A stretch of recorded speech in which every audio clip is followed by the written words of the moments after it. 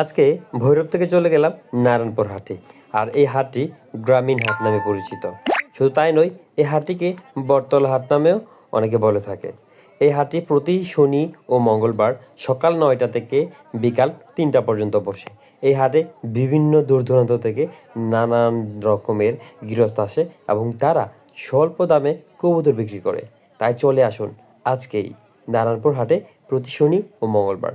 আমি যখন এই হাটটি ঘুরে ফিরে পর্যবেক্ষণ করে দেখলাম, এই হাটের কবুতরগুলা খুব ভালো, খুব সুন্দর এবং সুষ্ঠুপুষ্ট কবুতর।